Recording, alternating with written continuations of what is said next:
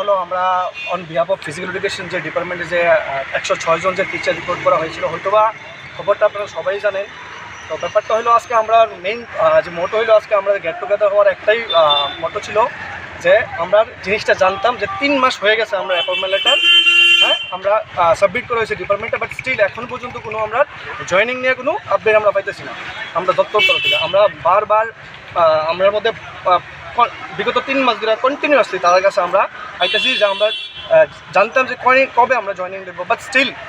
আমরা কোনো আপডেট পাই না। তারা একটাই কথা কয় যে পজিটিভ আছে,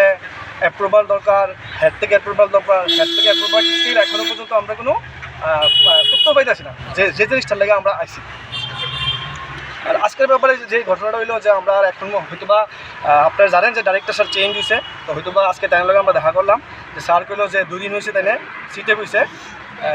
জয়েন্ট ডাইরেক্টর, তো তাই কিছু জানে না ব্যাপারটা নিয়েছিলাম। তো একটাই কথা স্যার আপনার কাছে যে আপনার থ্রুতে আমরা সবার কাছে